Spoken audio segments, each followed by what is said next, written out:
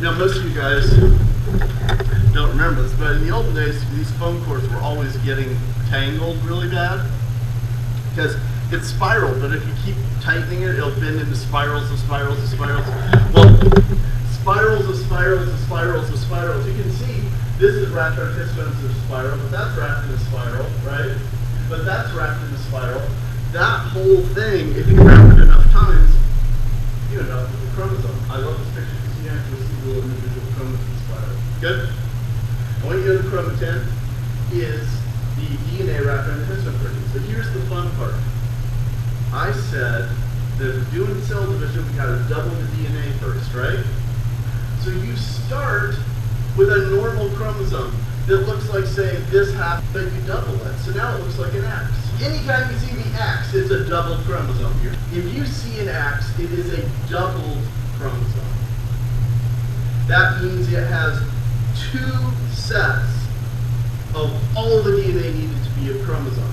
Which makes sense because eventually when we do the cell division, this half will become a chromosome and this half will become a chromosome. When they're together, it's a doubled chromosome, and we have a special term for it. So they're calling it a replicated chromosome, where I say doubled, but the same idea. This has twice the amount of DNA as a normal chromosome. Do we agree? Has this half, and it has one that's identical to it here, this half. And while they're hooked together, we call this half a chromatid, and this half a chromatid. As soon as they separate, we get just a little space between them, we now say this is a chromosome and this is a chromosome. Okay, each half of the double chromosome is a chromatid, and we call it that until they separate, right? Okay, each half of the double chromosome has the normal amount of DNA to be a chromosome because it is a future chromosome. Okay? At anaphase, the A in anaphase should remind you, we're going to take this double chromosome and tear it apart. The A for apart, because we're going to tear it apart. What will happen is the double chromosome, the X, will turn into 2 normal chromosomes. One doubled chromosome has 2 chromatids. You with me? As soon as we get space between them, we don't call them chromatids anymore. Now we say they're the 2 new chromosomes. They haven't changed, but the name has changed. Hey, I said that on at least 4 slides. Mary, what does that mean? It's on the test. It's so on the test. Now, that's important, centromere. I want you guys to be very, very careful about the terms. There are 3 terms that sound similar in cells, and you've probably seen 2 of them before already. Remember when we did labeling the parts of the cells? You would have seen either a centrosome or centrioles. Lisa's nodding. Anybody else saw those? Okay. The centrioles are like little pieces of microtubule that hang out there in a place called the centrosome. The centrosome is basically the 2 centrioles plus some protein around that holds them together. But when we start doing cell division, they separate and go to the opposite poles of the cell. As they do, they grow microtubules behind them, and they make this bird-cage-shaped structure we call the spindle, mitotic spindle, mitosis. And those are going to attach to the centromere. What you need to do is not confuse centromere with centriole, because the centrioles will need the centrosome to form the spindle fibers, and that's kind of confusing. The way to keep it straight is we're talking about the centromere. The centromere is the one in the middle of the chromosome. That's not too bad if you work with the mnemonic device. Do we agree? The centromere is in the middle of the chromosome. Don't confuse with the centrioles. The centrioles are the things that we grow our spindle fibers off of when they get to the poles. Well, actually growing as we go to the poles. Yeah? The centromere is where the 2 chromatids are attached. Yes, yes, yes. Right. And it is also where the spindle fibers are going to attach. Okay, that's not 100% true.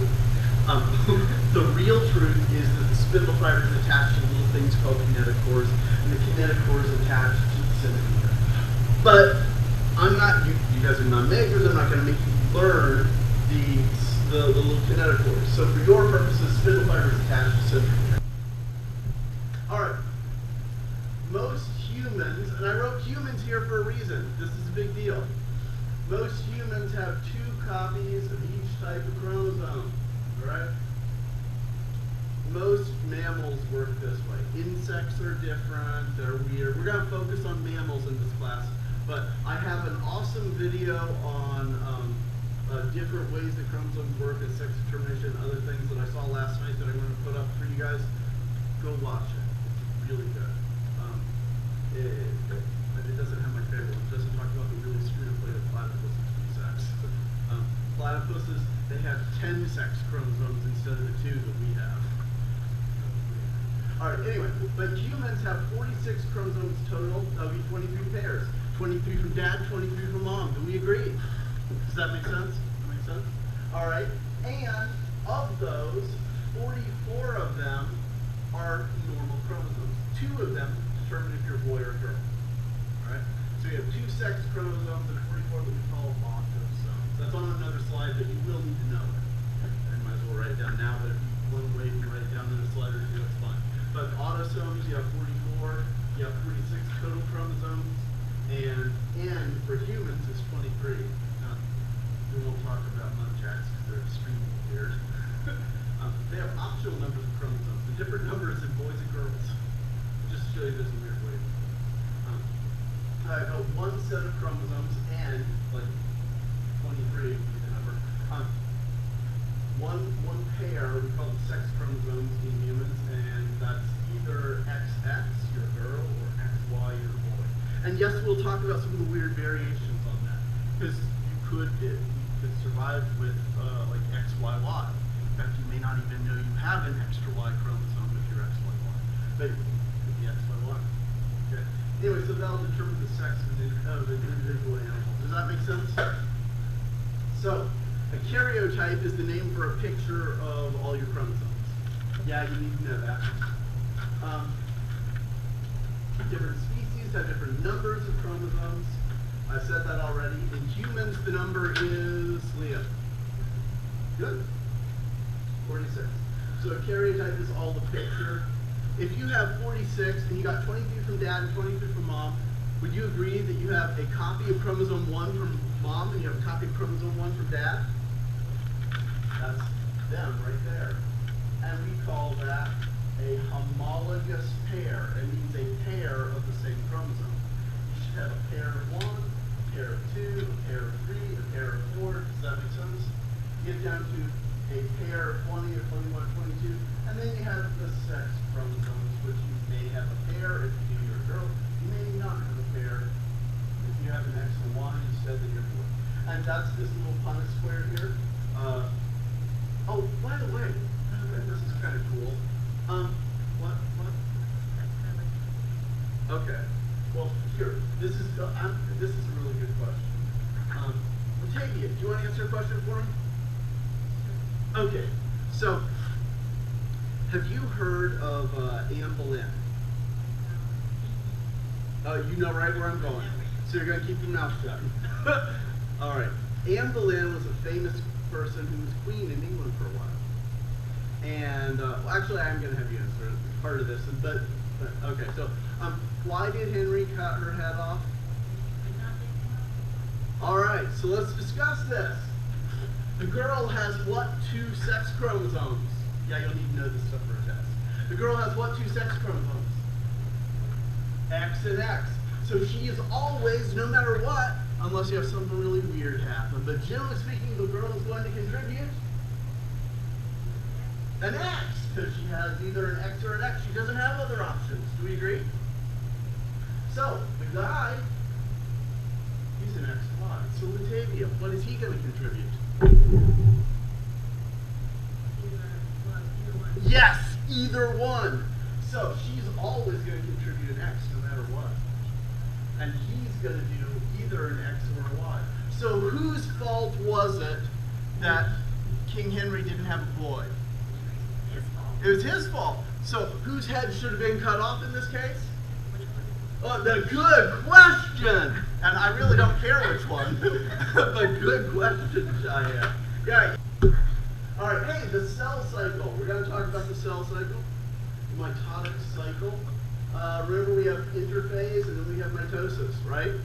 And during the in part mitosis, we have the, what's the C word where we separate the rest of the cell? All right, so mitosis is dividing the nucleus and the chromosomes, and you will have to learn the stages of mitosis. Now, we are very fortunate. We live here. We live in a place near. Stop that, Sheldon. We live in a place where, if you go west of us, there's this huge body of water, and there's this big town on that body of water. What's it called? All right. So for us, it is incredibly easy to learn the stages of mitosis. The rest of the world, they have to go with BMAT, which means nothing. It's a stupid name. But it's to tell you the phases: prophase, metaphase, anaphase, telophase. But here in Central Florida, it's easy. If anyone ever asks you, what are the stages of mitosis? Your answer is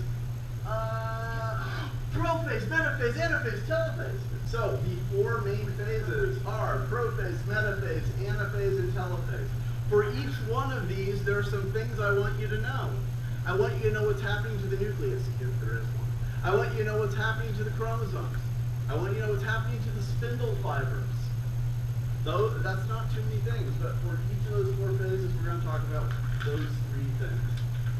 So mitosis is the separating of the DNA, putting a copy in each cell. Remember I said division of the nucleus? That's another way to describe the division of the nucleus. Wouldn't you agree? All right. So we start in interphase, that thing that happens between the divisions of mitosis. And we already said there are three parts. There's G1, where you grow some. There's S, where you synthesize the DNA. You double the DNA. The DNA is doubled for the S part of interphase. You're going to have to know the part of interphase. That's a total valid test question. All right. All right. And there's G2. It's growth. Do we agree? You grow some more. So you grow, you double the DNA, you grow some more. That's interphase. That's all. That way too. But this is early prophase. As you move into prophase, all of that spread out chromatin gets packed up really tightly into the chromosomes, into the doubled chromosomes. You see that? Here it's all spread out like yarn. Here it's all packed up into your doubled chromosomes. Do we agree? All right. So we know what happens to the chromosomes. We make them. We take all that spread out DNA and we pack it up into the chromosomes, right? And you can see once we break down the nucleus. Oh, by the way, that's what happens to the nuclear envelope. It breaks down. You can see we have one here and here. It's almost gone. If we have one more picture of each other gone. So we break down the nucleus. And then these chromosomes that we made, they start floating around. They spread out a little bit. That's what's happening. Good? So we've talked about what happens to chromosome. We've talked about what happens to nuclear envelope. What's the last thing we have to talk about, Andre? We didn't talk about spindle fibers. That's what I was hoping you'd say. We haven't talked about the spindle fibers yet. Well, you can see it right here. The two centrioles, remember they lived in a place called centrosome. The two centrioles are moving apart, and they're leaving microtubules behind them. That you can see right here, further apart, they're leaving microtubules. They form the spindle that goes across, right? Do you see that? See it? And the spindles are made out of microtubules? Yes! Yes. And the spindles are attached to the centromere. Now, if you look in this picture, you can actually see they're attached to the little yellow dots. They're attached to the kinetochores that are attached to the centromere. But the centromere, the middle of the chromosome, that's where the spindle fiber is, the other end of it. Yeah, You're going to want us to know centromere. Yeah. Yep. Are you good? All right. So, in late prophase, the nuclear envelope breaks down. The spindle fibers are going to grow towards the middle of the chromosomes, and they're going to attach to the centromeres. So the spindle fiber goes, you have the poles of the cell where the centrosomes are, and the spindle fibers go from the centrosomes to the chromosomes that attach to the centromeres. That's not really true. If you were majors, I would make you know that they attach to a thing called a kinetochore, and the kinetochore attaches to the centromere. But you're not majors, you don't need to know about kinetochores. So don't worry about it. For your purposes, the spindle fibers attach to the centromere. Good? What? So you guys understand spindle fibers. You know they're going to attach to the centromeres. You know the centromeres are in the middle of the chromosomes. Good. And you know every single one of those is on the test. Good. All right. M, meta, remember I like to have reminders, mnemonic devices. The M in meta should remind you that now the chromosomes are all lined up in the middle. You end up in the middle. End up in the middle. Right? Metaphase. We're talking about metaphase. You end up in the middle. What happens to spindle fibers? It's going to work. What happens to chromosomes? They line up in the middle. Hey, what happens to the nuclear envelope? Grace? Yes! Nothing happens because there isn't one! And guess what? There's not going to be one in the next phase either. So let's go ahead and answer that one. Hey, let's go to anaphase. Alright, oh, well, we'll come back, but let's go to anaphase. Hey, in anaphase, does anything happen in the nuclear envelope? No. No. Okay, good. Alright, so let's focus on the metaphase just a second. Would you agree, Tia, that the chromosomes line up in the middle? Alright, okay. And the reason they line up in the middle, would you agree, Sheldon, is because the spindle fibers are pulling, just like a tug of war. Okay, good. Okay, so, anaphase, the chromosomes are pulled apart. The two sister chromatids are separated, now we call them chromosomes. Thank you, Cameron. I'll try not to call you the rest of the class so you can get this done. Why are they being pulled apart? Why are they separated? Because the microtubules in the spindle fiber are getting shorter. Good? Good. All right, you did not make it. Good? Oh, yeah. Okay. All right, once they're separated, each thing that we called a chromatid before, we now call a chromosome. Right? All right, well, telephone. Do you agree? What does phone means here? Okay? So I can hear, I can talk to my friend in Tennessee, right? I can hear what he says. Yes, that's the phone part, the hearing. Tele means I can hear someone who is at a distance. They're away from me. Tele means you're away from, you're at a distance. Well, at telophase, these chromosomes are as far apart, as distant from each other as they're ever going to get. Does that make sense? That's the thing that'll help you remember. At the end of the division, we move the chromosomes as far apart as they're going to go. Oh, and we're also going to do this cytokinesis where we're pinching it off. You're seeing a cell wall form here. This is actually really, really cool. Hold on a second. Do you see this pinching that's forming right here? I was going to put the little drawstring, hello, my name is actin fiber, because that's what it is. When you pull on the drawstring and it closes, your cell has actin fibers. Remember actin that pulls on the microtubules in the flagella that makes it move for swimming? Same chemical that pulls on those, it pulls on the membrane and pinches it off in the middle of the membrane. That's how cytokinesis works in animals. It's totally weird and totally different in plants, but that's how it works in animals. You literally pinch this off by having the actin fibers pulling it shorter. Are you with me? Yeah. All right, so distant, the chromosomes are as distant as they're going to get. And now we remake the, hey Grace, what are we remaking? Very good, nuclear envelope. And then we do the cytokinesis. Cytokinesis continues, we pinch the cell on. As soon as we're done with cytokinesis, we're done with the whole cell division. All right, so telophase is when we make the new nucleus. What's it mean we say, oh, we make the nuclei? It just means we make new nuclear envelopes. But also, the chromosomes are unwinding. So, there were 3 things you have to know for every phase. What are the 3 things you have to know for every phase, Daniel? What happens to the, I'm looking for an S. Yes, very good, Cheyenne. All right, and what happens to the, I'm looking for an N. Nuclear envelope, very good. And what happens to the, I'm looking for a C? Chromosomes. Chromosomes, very good. So those are the 3 things. You're going to know that, right, Daniel? For every stage, you're going to know those 3 things. Well, it's easy. In telophase, we're making the nuclear envelope. Grace knows that we were missing it the last 2 times, right? Okay. All right. So we didn't have it in the anaphase, we didn't have it in metaphase, but now we're going to remake the nuclear envelope. The chromosomes, what's happening to them? They're starting to unwind, go back into that loose ball of yarn they're starting to encapsulate in, right? Right? Okay, someone else is catch. She's offended. All right. I'm not obviously. Okay. And then the third thing is what happens to spindle fibers. And the answer is you're not using it anymore, so they break down. Good? All right. So, let's go over this really fast. Hey, I have like red on every line here. What's that mean? It's Yeah, so this is the quick review, the overcap of what was on the last few slides. In prophase, I need you to know that the nucleus breaks down, the chromosomes condense, the spindle fibers form as the centrioles move to the folds. In metaphase, I want you to know that there's no nucleus. It already broke down, right? Nuclear envelope's gone. I want you to know the chromosomes line up in the middle, right, Leah? Yep, chromosomes line up in the middle. Why do they line up in the middle? Tug of war of the spindle fibers. Good. In anaphase, I want you to know there's still no nucleus. You're with me, right, Grace? All right. And the reason why is that the chromosomes are being torn apart. The A in anaphase reminds you of apart, right? Because the spindle fibers are getting short. So the M pro reminds you before. M in metaphase reminds you as they go to the middle. A in anaphase reminds you the chromosomes are being torn apart. And then in telophase, they are as distant as they're going to get.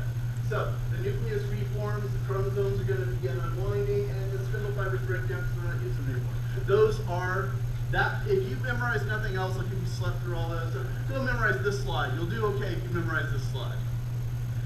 No, Cameron knows it already. He doesn't need to memorize this slide. You don't. Fine. Don't look at me. All right, fine.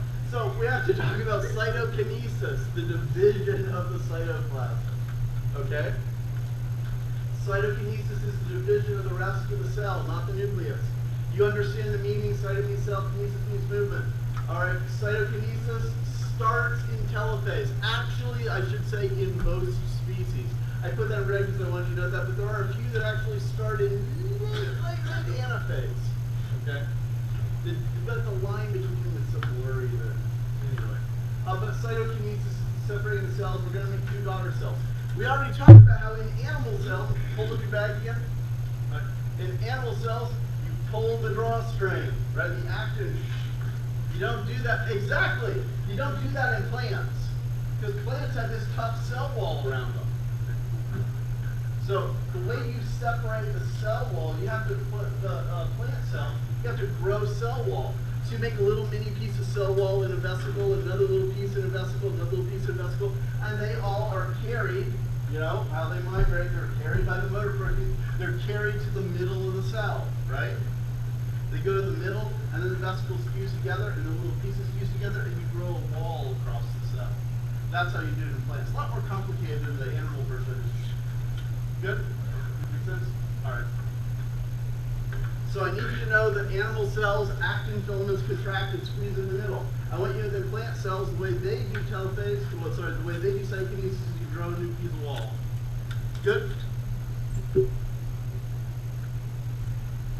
with me? It looks like you're about to still write, and I'll wait if you're still writing. Okay, good, good. All right. So let's talk about in plants. It's basically the same thing. You still, during interphase, during the S, you make the new DNA, you double the DNA. Then, in early prophase, the chromosomes condense. That's a way of saying that spread out yarn, it gets all wound up tight into the individual chromosomes. Then, in late prophase, the nucleus breaks down. See how the chromosomes are now floating around, a little bit more moving around, where they weren't that way there. Metaphase, they line up in the middle. This is really important. I want you to see this because we're going to look at something like this in lab. Now, if you look in the book, every chromosome is this perfect X-shaped double chromosome, right? Every double chromosome is X. And they're like this, right? They're not. In reality, the centromere is in the middle because of the tug of war. But the arms and legs, they could go this way or that way, or they do whatever they want. That's why you're seeing it look like this mess over here, this mess over here, and this line of centromeres down the middle. Does that make sense? Okay. At anaphase, you're pulling them apart. Nothing surprising there. You can see that happening. And telophase, you actually see the line.